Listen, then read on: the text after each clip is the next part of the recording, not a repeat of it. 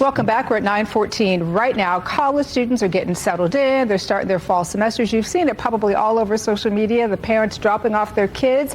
The parents or freshmen are trying to cope, though, with empty nest syndrome. All right, Colette, I really enjoy when you come by because you give us such good information. By the way, Colette's a licensed therapist, a relationship expert, an author. She does all the things. Thank you so much for being with us this morning. Thanks for having me back. I want to talk about this because I have a freshman. He's staying at home. I don't have the empty nest syndrome with him, but I also have a junior in college as well, which it was horrific for me. And I know that feeling your feelings, you say do that, but that's easier said than done. I know, but it is so important. Okay. I'm also going through this, and I cried for 3 weeks when my first daughter left for college. Yeah. So I think what I want to remind people is that it's normal to feel grief, to feel sadness, and even disorientation. Your child is away from you, and your body's going to feel that.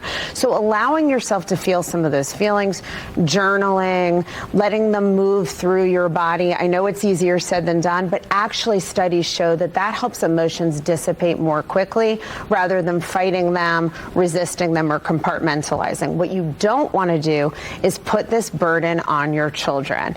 Doesn't mean it isn't okay for them to see you cry. That's all normal.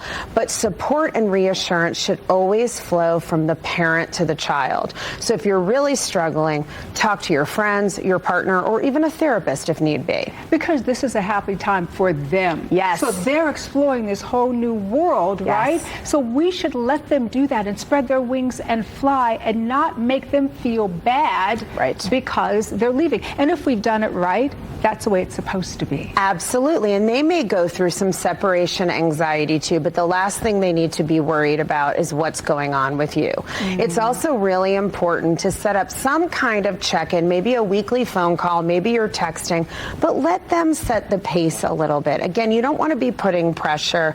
You want to let them, if they need you a lot, great. But if they don't, allow them to have that space because it's developmentally appropriate for a child to launch at this stage of life. To let them go. But, you know, and I hear what you're saying, but the hovering, it's a thing. And I consider myself kind of a hoverer.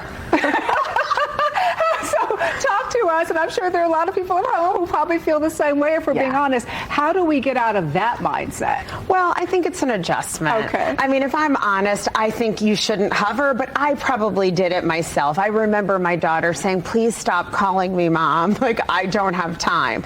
But don't take it personally. Again, this is really kids spreading their wings, and this is also a great time to reinvest in yourself. First of all, it's going to take about 3 weeks to adjust to the initial shock. So just expect that there will be some degree of an emotional roller coaster during that time, but it will get better. You will get accustomed to your child not living at home, and now you can try that side hustle that maybe you've been thinking about, a hobby, a new class. And I really recommend during that 3 weeks that you do something special for yourself, indulge a little, plan a little weekend trip, a spa day, a girls or guys night out, because a little bit of indulgence can ease some of that pain in the short term. And I have to tell you what's so interesting is when my son went to college, my dad had passed away, and we had planned this for weeks for me to go with him. He had to go by himself. Guess what? He did okay. I bet. He did just fine. Your kids will surprise you how much they're capable of. Right? Yes. And I think that's the lesson, and we'll leave it there. You're I love so that. amazing. You are too. Thank you so much. I appreciate you.